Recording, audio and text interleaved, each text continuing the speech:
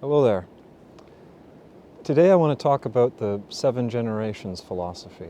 Now, a lot of you have probably heard of this before, but for those few of you who haven't, it's basically the idea that when we make a decision, we should consider the outcome for 7 generations down the line. Now, I want to talk about that number. So you might easily say 1,000 generations, right? You might call it the 1,000 generations philosophy, but the reason you don't is that you don't have any frame of reference for 1,000 generations. The world was so different 1,000 generations ago that I can't relate to it on any level. Right? Basically, nothing is the same. And the same will be true 1,000 generations down the line. The world will be so different that we can't predict it. 7 generations is a much closer number, but still, why 7 generations? So I think it's to do with, if you are the first generation, you're probably going to see the second generation, right? You're probably also going to see the third generation. Now, if you're lucky, there's a good chance you're going to see the fourth generation, your great-grandchildren. Now, if you and all of your progeny started early and you have a good long life, you might see the fifth and the sixth generation. But regardless of how long your life is and how early you start, unless you started when you're bloody kids, you are not going to see the seventh generation, right? That's a number beyond what anybody can expect to see, right? Even if you're very long-lived, even if you make it to be 120, you're probably not going to see the seventh generation. You're almost certainly not going to see it. That's why I think it's that number. I say you're all probably familiar with the philosophy to some degree because it's been sort of co-opted by a lot of different groups. One of them is sort of the sustainability types and the permaculture types and the hippy-dippy flake types. I don't mind them co-opting it, right? Good advice is good advice. But it's also been sort of co-opted by these, I don't know, maybe woke companies. They think that if they attach their generic, ordinary product, which is the same as the one on the shelf opposite, to some idea that people agree with, well, people are going to buy their product more. I don't approve of that. Now, it's also been sort of co-opted by a number of different ideologies. The vegans are one big example. The vegans bug me because, we're doing the Indian philosophy, but we don't approve of those Indians hunting deer, right? So I've been thinking for a long time about how to do this video. Now, most of the basic points, you've all heard them before, right? You can go watch somebody else's crummy little video rather than my crummy little video and get the whole deal. So then I thought about giving some examples of it, right? Looking at what happened 7 generations ago that worked out well and what happened 7 generations ago that didn't work out well. But all of that just got me worked up into a tizzy, right? Because there's so much that didn't work out 7 generations ago.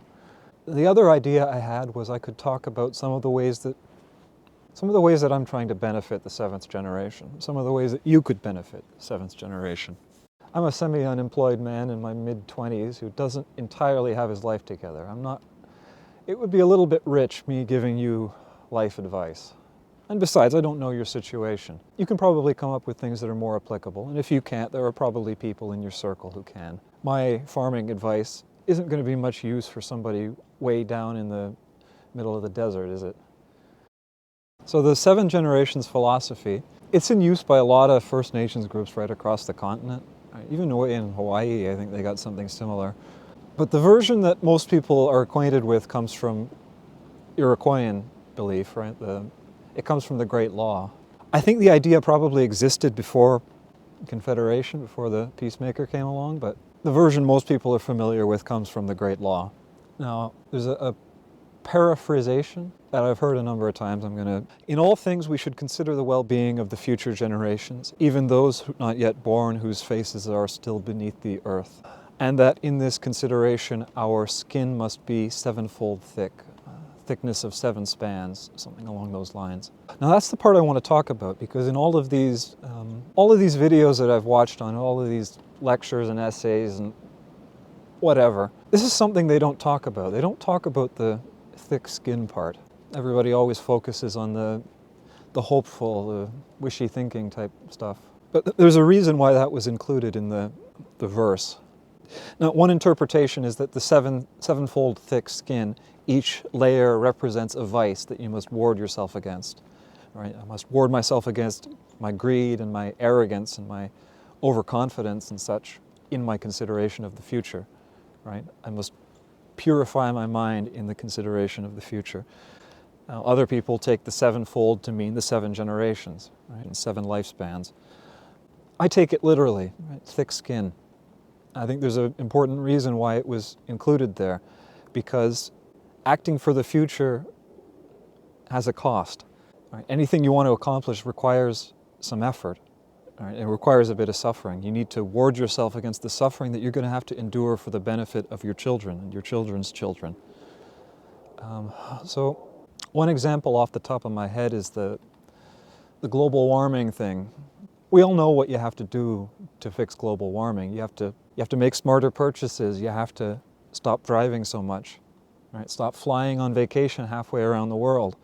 But nobody wants to do that because, well, people like going on vacation to Hawaii. People don't want to accept a job for half of the pay in their hometown when there's a job that has twice the pay, 2-hour commute away. People aren't willing to be poor for their principles. Another thing, the plastic crisis. People have been talking about plastic for who knows how long, all of my lifespan. Right, Neil Young, we got styrofoam boxes for the ozone layer. Now again, the solution to this is really simple. Don't buy plastic. That's the only solution. The government isn't going to do anything about it. The government isn't going to do anything about it. The individuals have to do something about that. Nobody wants to go into a store and say, okay, oh, that's got plastic, that's got plastic, that's got plastic, that's got plastic. That doesn't have plastic, but it's a terrible product. Right? Nobody wants to go into a store and do that. Right? I'm using plastic right now, even with my principles. Right? My recording device, it's got plastic in it. My camera. Right? It's not just tough life choices and little sacrifices that people have to be prepared to make. People have to be prepared for action. So, for example, the Black Rights Movement down in the States. Do you think there would have ever been an end to the Jim Crow laws? Or do you think blacks would have ever had the vote down in the States if Martin Luther King's type of people hadn't been willing to just line up in the road and let themselves be gunned down by police? What about over in India? Gandhi's type of people hadn't been prepared to just lay down in the road and let themselves be trampled to death by horses. Do you think they would have got their independence? Right? How about the suffragettes? Do you think women would have got the vote if they weren't willing to let themselves be strapped to a table, have tubes shoved down their throat? People have to be willing to take action and to accept the consequences for that action. They have to be willing to suffer for what they believe in, suffer for the benefit of their children. Now, another example, a few years ago, there was the Standing Rock protest. It was like 2016, I think. Right? People want to go and put an illegal pipeline through the Standing Rock Reservation and over top of their river, which they rely on. Right? People weren't standing for it. People came from all over the continent to go protest at Standing Rock. Right? I got some cousins who went down to Standing Rock to help out. And down at Standing Rock, it was the middle of winter and the police were spraying them with ice water. Right? People are shooting rubber bullets into them. Right? One woman had her face messed up when they shot her with a grenade launcher. Shot her with a tear gas grenade right in the face and it screwed her up.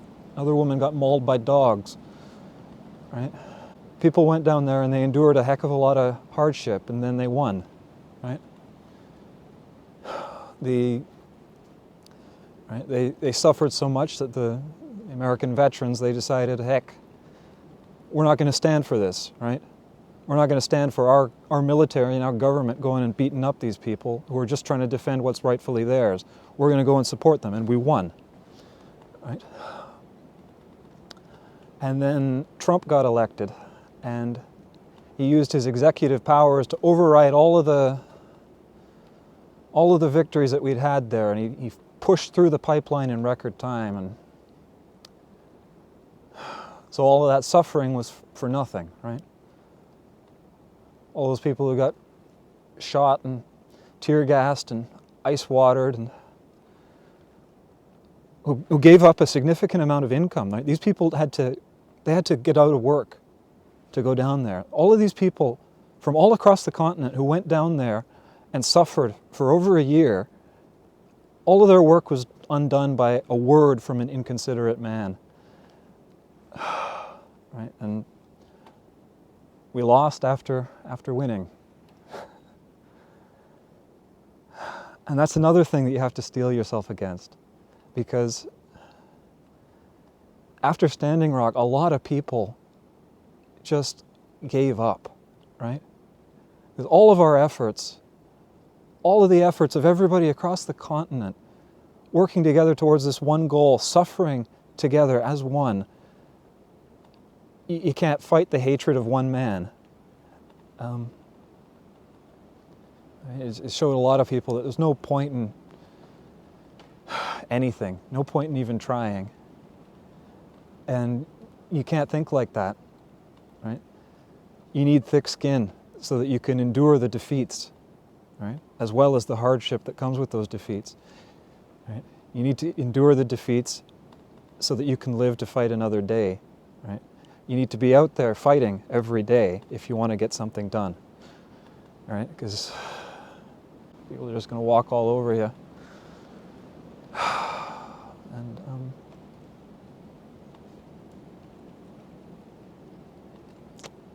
that's a little bit of a pessimistic attitude, but you know, it is what it is. You've got all of those other videos on the 7 generations if you want positivity, right? I brought this point up because I think it's the most important part of the philosophy, right? As important as considering the well-being of the people beyond you, you have to be willing to suffer for the people beyond you. Anyway, I think that's all I have to say on this subject. It's good to finally get this done, and I hope the wind didn't screw it up too badly. Thank you for watching, and I hope you found this interesting. Goodbye.